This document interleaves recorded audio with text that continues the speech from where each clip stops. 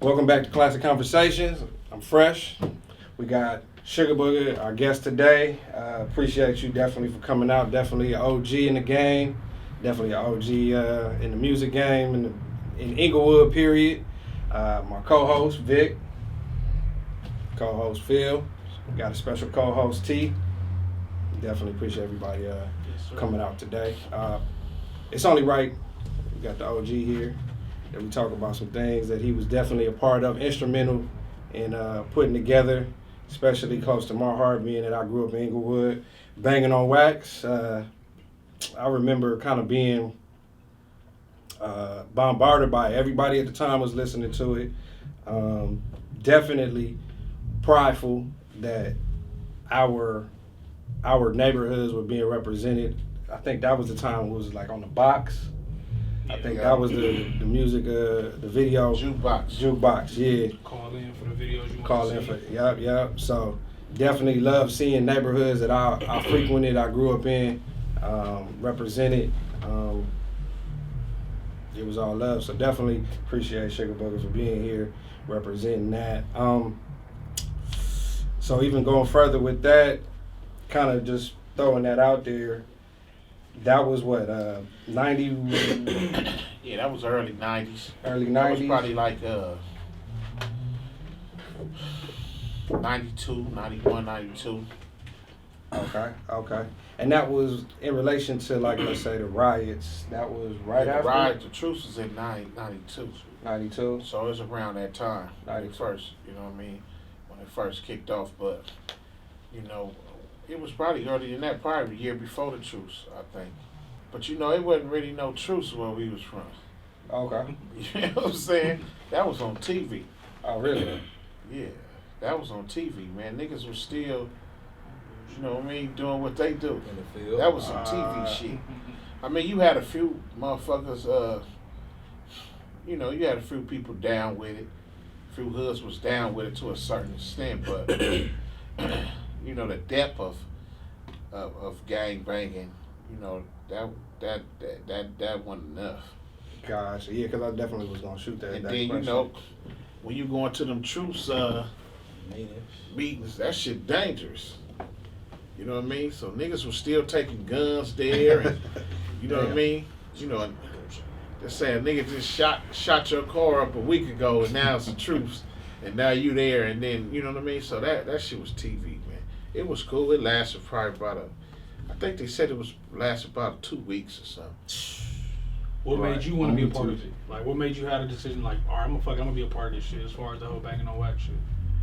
I mean, it was an opportunity to pretty much get out of my situation. Everybody looking for an opportunity. Right. A lot of these niggas now is just banging and selling dope because that's what they in. Right. But once they get a whiff of something different, you don't want to do that shit no more.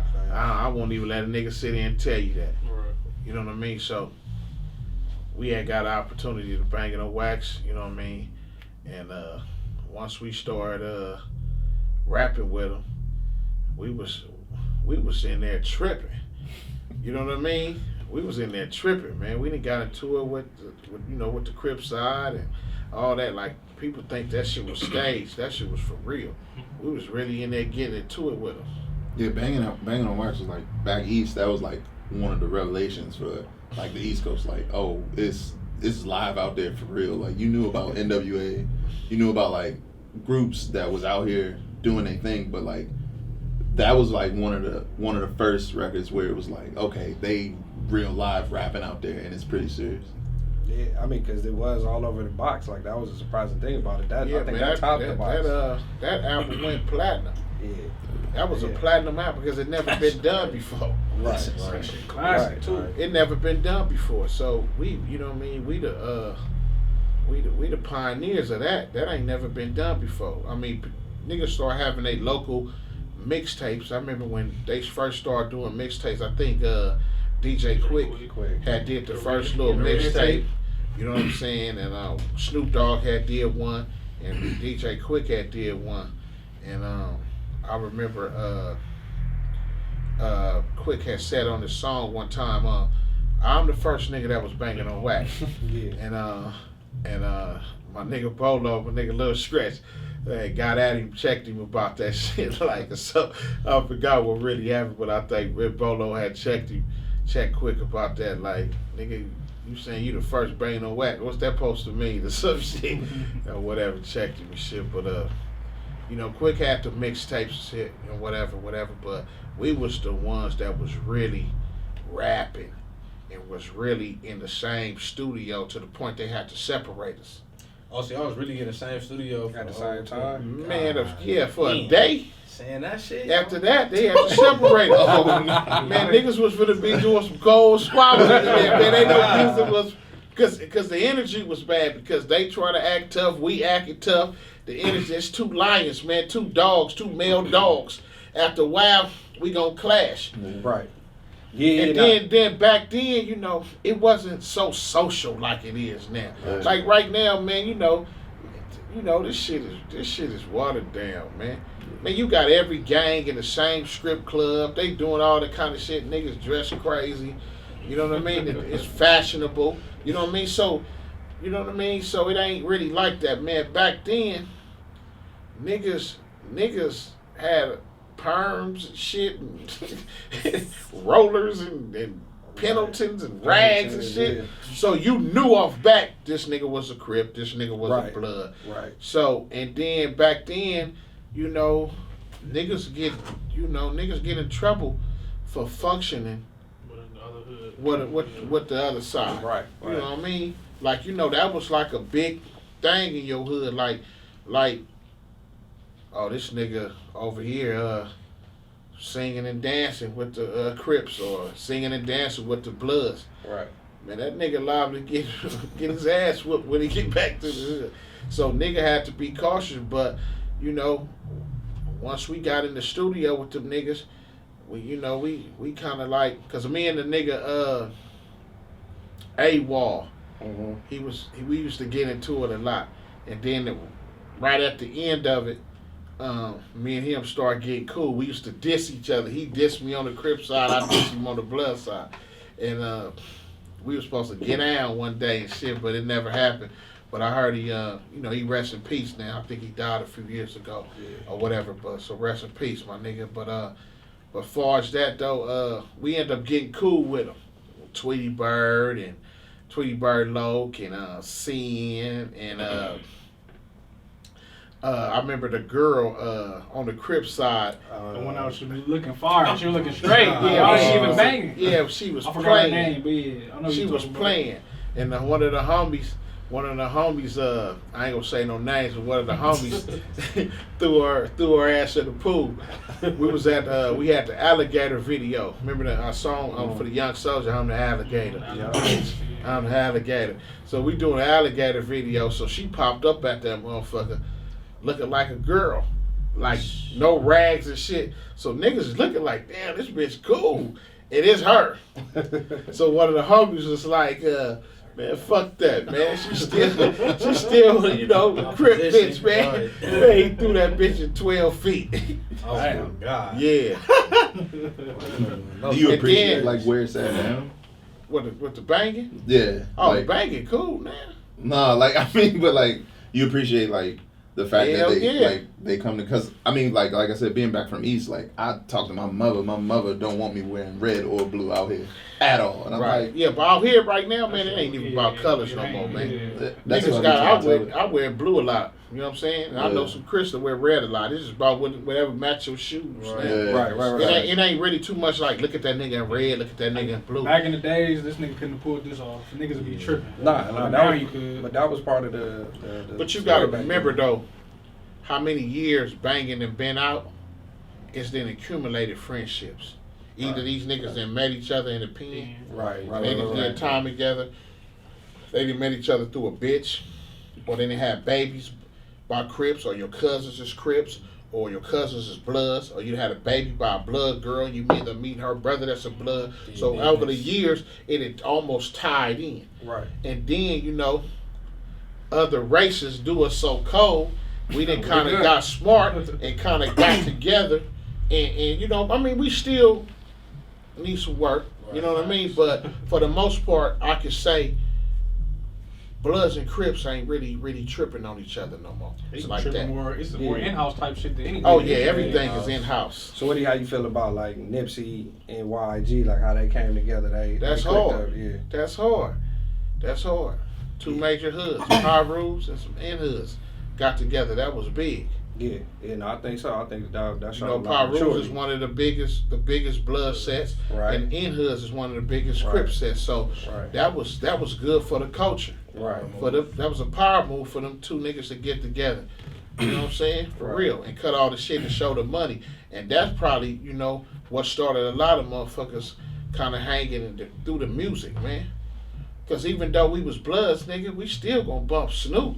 Right. Who the fuck ain't gonna bump Snoop? Or bump Ice Cube. Right. You know what I'm saying? We still gonna bump them. You know what I'm saying? A nigga lying if you say he didn't. Nah, definitely lying. So when it came down to the So when it came down to when the actual Bangin' on Wax came out, I mean, I think it's a general consensus that everybody know the Bloods really tormented that album. Like, y'all went way harder. But was it any debate back then, though? Hell no. Because we was rappers. Right. We can rap. Man, we gotta remember, man, we came, Lil Scratch, he was already rapping. You know what I mean? Big Y was already rapping. I'm the one wasn't no rapper. I was just a little homie. But by me going to the studio with him, I was like, shit, I could rap too. Shit, what's so hard to rap? Right. You know what I mean? You niggas ain't no motherfucking Jesus. Y'all niggas hanging with me, drinking, smoking, and doing all the shit I'm doing. Right. And you niggas putting words together so I can do it too. Because I'm younger than them niggas, you know what I mean? And then, them nigga, start rapping and shit. And then, Scratch and Big Y, boom, boom, motherfucker, guess what hit you? The nigga Scratch, he was coming with the shit. But see, Scratch older brother rapped too, Big Scratch. He rapped too. So, you know what I'm saying? And then Big Y always rapped, pretty much, you know what I'm saying? Since we was young, and me and Big Y, we real relatives, you know what I'm saying? Our grandmamas and sisters. Oh, okay. So, Big Y been rapping. I'm the one who wasn't no motherfucking rapper. That's okay. When did B Brazy come into the picture? Oh, Braze came in the picture. Legend, absolutely. Braze came in the picture later on, because first it was Laniac. First it was Lil Laniac. Laniac, Maniac. Yeah, Laniac, the Maniac, and then Lil Laniac ended up getting killed.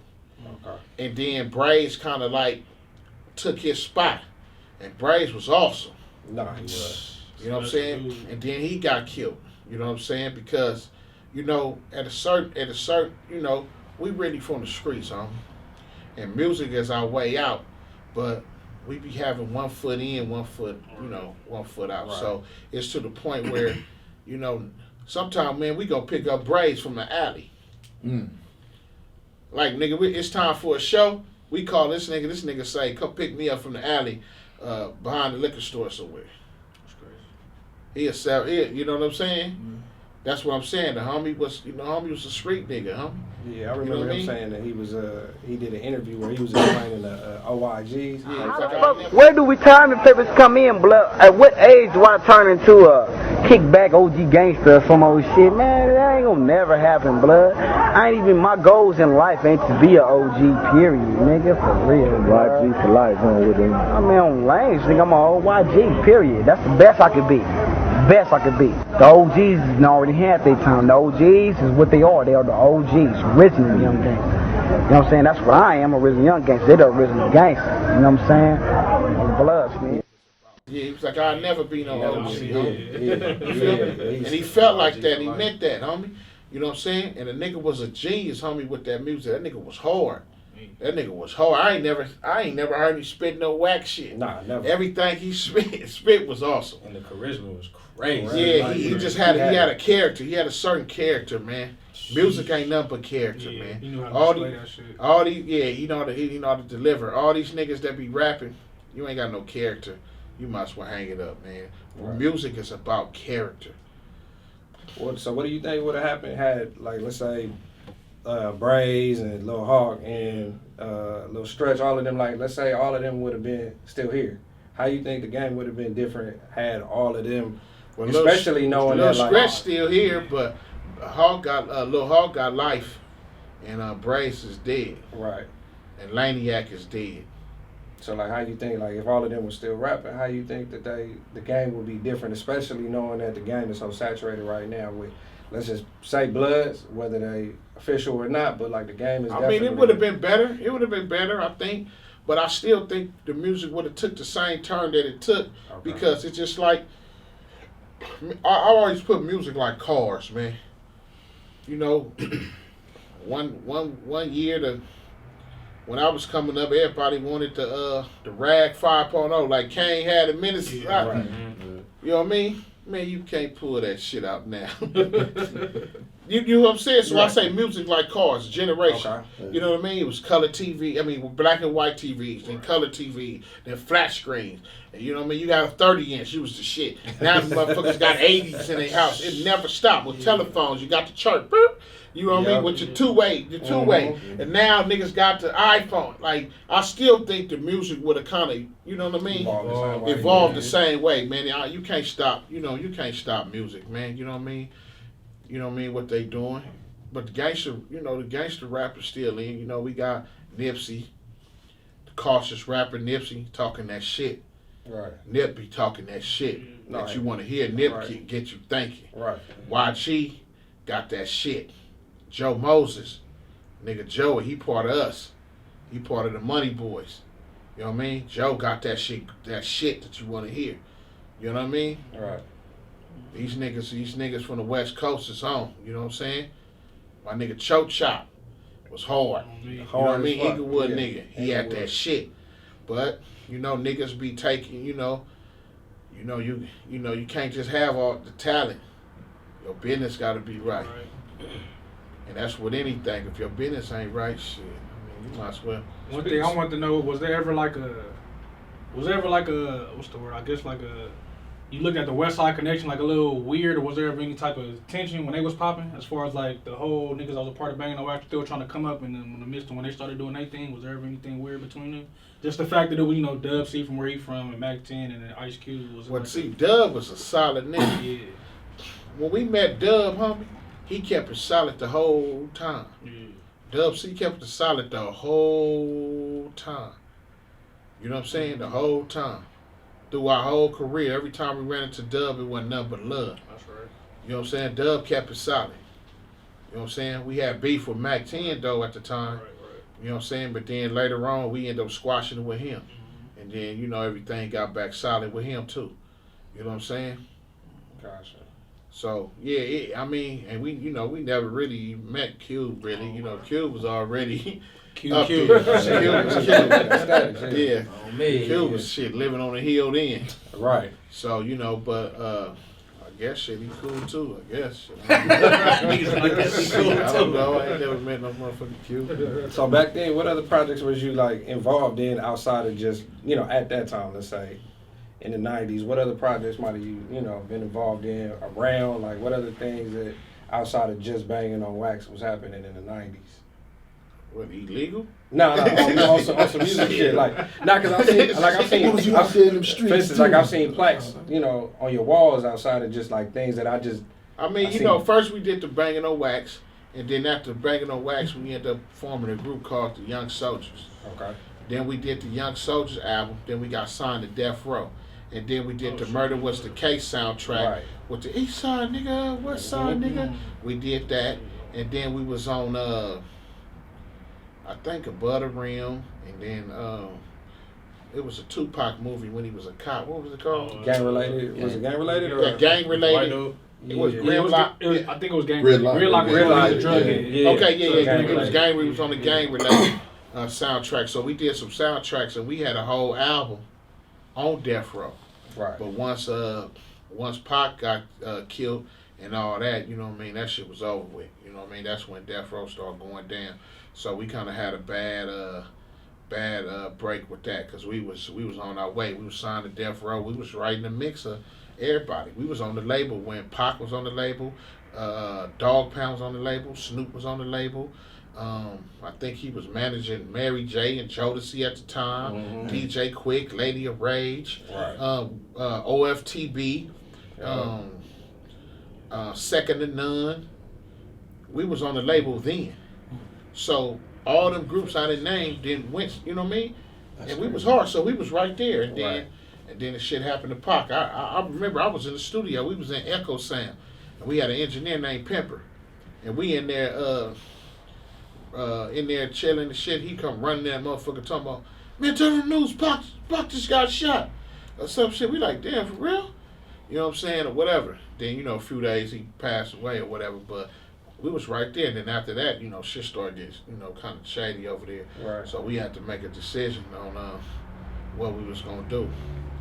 Then we ended up leaving Death Row, and then niggas started going their own way. And then me and Big Y, we was still like rapping and shit.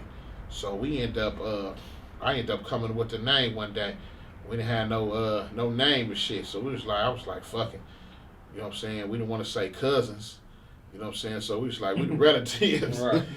So we ended up becoming the Relatives. And then we was backstage at a Snoop Dogg concert, and ran into some San Diego niggas. Nigga named Tata, and ran into him, and they was like some Damus from San Diego. So the nigga was like, man, I got some money, man. Y'all niggas hard. I got some money, man. Let's make an album. I'm gonna pay for it. Whatever. So we was like, for real shit, man. Nigga, we went, nigga gave us some bread. We did the album. And that was Dirty Money. Right. Okay. So Shit. then after we did Dirty Money, it just caught on fire from there. And we did the whole Dirty Money in San Diego. We didn't record one song in LA. Because that was that was where he was from. Right. And we did the whole album in San Diego. In a 1-bedroom apartment. Shit, And the motherfucker was hard. And then after that, we just hard. caught on fire. Then you know, he only paid for one album. So after we did that, we went and started fucking back with Death Row with Reggie Wright. Right. And then we did the Takeover. Mm-hmm. And that was the one with the slide like this, do the blood walk out to the mile like. Yeah. And then we had the Maria on there with Timberland. Mm-hmm. And we had David Hollister on there. We had Snoop Dogg on there. So Was it Dub C on that one, or was that? Dub C was on that one. CJ Mack. Yeah. So that was the one. So once we did that, man, it was on.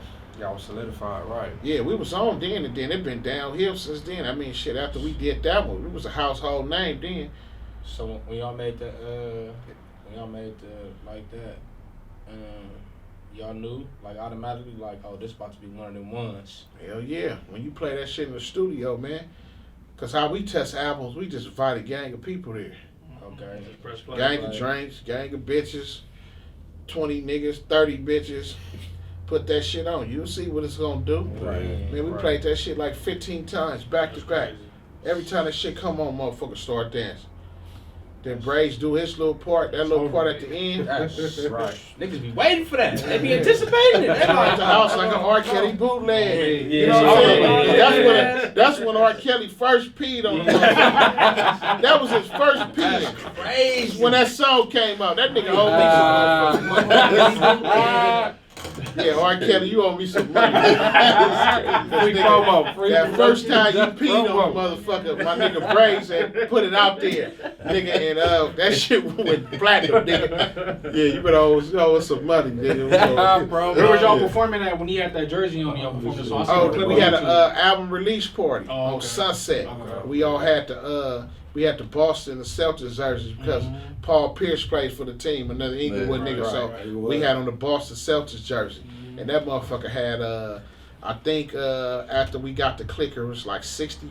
I think it was 55,000 people or something like that. 4,000 to 5,000 people, and I forgot the name of that club on Sunset, but yeah, it was crazy in there.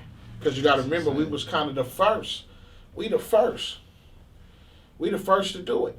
Yeah, definitely that. Niggas didn't really have independent albums on the West Coast. Nah. Too Short and them had independent work, but Too Short from Oakland. Right. I'm talking about Los Angeles, California, that had an independent album that was really selling. That was really selling. You got to remember, niggas was doing 100,000, 200,000 out the trunk of their car. Facts. That's all liquid cash. Especially indie money, yeah. You know what I mean? You print up your CDs, You print them up for $1 a piece, so you spend 10,000 and you sell them bitches for 10. Look, and you make $9. Look, do the math. Yeah, hey, you really $900,000. Say it again. $900,000 Yeah, you making a lot more money than the niggas that signed. Yeah. So just say I get with him, record an album. He say he give me 10 tracks. I give him whatever he want for it, pay for the studio time. Right. Print up my copies and hit the streets. Every time I see a nigga giving me 10, I fuck around and ran through 100,000 copies. That's crazy. That's all your money. All your money, you ain't gotta pay nobody back on that. No So advance money, looking at that, budget. what was you thinking when you see Nip do the $100 CD? You like, damn, wish I could have did some shit like that. Nip is the best. Yeah. Nip is the best who done it. That nigga's a hustler, man. That nigga don't think like an ordinary nigga, man. For a nigga just to do that, got the heart to do it, the courage to do it. The courage for sure, yeah. Because any other nigga would have been like, man, I can't sell my shit for no $100. You stupid as a motherfucker. Yeah. And I think Jay-Z bought like 1,000 of them, something. 100 of them. He bought 100 of them. 100 copies. 100 copies. But Jay-Z did that to show him, like nigga, that was a boss move. Right. Nigga get a CD for $100. Who the fuck gonna buy a CD for $100? But when you put that like type of investment in yourself, it's like real can't do nothing but recognize real. Like, right. Hell yeah. Right. And then that goes straight to the record label too. When you go into negotiations, you talking about having your business right on the back end. That's like when you walk in there, can't nobody tell you nothing about how much they think you worth because you like, I done already sold this many units at this amount of money. So what you trying to tell me? Yeah, all we need is your connections. Exactly. Right. All we need is your big connections as far as TV, radio, you know what I mean, and all that. We don't need nothing else. Yeah. Like right now today, it ain't no more hard copies. No niggas, you know. Nigga, my car don't even play a CD. Nah, right. My car don't even have a CD player. Right. Shit, you can't buy them nowhere. I can't even play that shit in my car. So it ain't even no hard copies no more. So you don't even have to print up that. Man, you could do a song. Me and him could do a song tonight. I can have it leaked tonight, and it can be on its way tonight. On his buzz, And yeah. niggas can start downloading the shit tonight. It's that easy. Right. Straight away, straight to the consumer. Yep. Like direct to consumer. And you have it forever. Don't never scratch because it's in your computer. You know what I mean? So. Yeah, that's crazy because that's kind of go back to what I was saying before. It was like just the fact that social media and the way things are like consumed now. You think about the artists like Bloody Mary and Braze and like the way how they would have been like received now, knowing that if they could go direct to, you know, because I know. Well, first of all, the Relatives, we'd probably be big like Snoop. Yeah. If we had social media, Right. You got to remember we didn't have nothing. I remember we was paying for bus stop ads. Yep. You know, just to have on bus stops. That's how long ago we've been rapping for people to see it. We jumping out our own car with our posters, staple them up to telephone poles and shit. We doing it. Are y'all just doing it yourselves? Yeah, we was our own street team. Okay. Man, we driving around, man. We got 2,000 posters in the car. It's about 6 of us. We jumping out the van, stapling them to the telephone pole ourselves. That's crazy. Well, I mean, that's what you got to do it. I mean, that's commendable. But like you said, like with social media, and then we didn't really have no fan base. All our fan base was just the Bloods. So we was going to every blood hood, from the jungles to the villains to the Nickerson Gardens to the lanes. You know what I mean? To all the Bloods in Inglewood to everywhere. Dago Bloods. We was going through hoods, real hoods, with our truck. We had a wrap. We had a Ford Explorer with me and Big Y face on it, said the Relativez, Dirty Money. We was driving that motherfucker with posters. I remember one time we pulled up in the jungle on Pinewood. Nigga, it's like 50 niggas out there, kids and everything, ice cream truck out there. We went and bought the whole ice cream truck. Well, whatever they had, for the kids to say, kids get in line, it's for free. And passing out posters. After that, nigga, we had to love. You know what I mean? We go to all the hoods. Oh, that's real promotion. Oh, that's definitely touching the people. I mean, but I'm saying that's how we had to touch people. Right. We had to touch them physically. Yeah. Now, I could just get online, say something on my Instagram, and get all them niggas in one. You get what I'm saying? Yeah. So if we had that, plus that, we could touch more people with this, social media and this digital than you can physically. Right. Yeah. Right. Which is what I mean? So we'd have been way bigger, man. We were just before our time. Right. Is it anything that you wish you would have did different? With Like the as far as music, with the music, yeah. yeah, I probably would have learned how to make tracks. You only could rap so long. You can make beats. You could be an 80-year-old producer. Facts. So that's one of the things I didn't learn how to do. I wasn't even interested in it. I was interested in the mic part, but the mic part ain't really where the money was. It was the tracks. Yeah. You know what I mean? Right. Producer can, you know what I mean? You can have 20 producers up under you, you know what I'm saying, teaching them how to do it, you know what I mean? That's where that was the money was, you know what I mean? So once the rap is over, shit, you kick right out the game because you don't know how to, Technical side. yeah, you don't know how to make beats. Right. Yeah. What the hell you doing? Just sitting here? So Right. that means I gotta always pay, but just look at the dude who know how to make beats, run the board, and rap. Right. He can get the little shit from Guitar Center, sit right in his room, press his own buttons, make his own beats, and make his own albums. He don't have to pay nobody. He's the distributor, you know what I'm saying, and the manufacturer. He got it all in right one spot. Come on, man. Yeah. Right.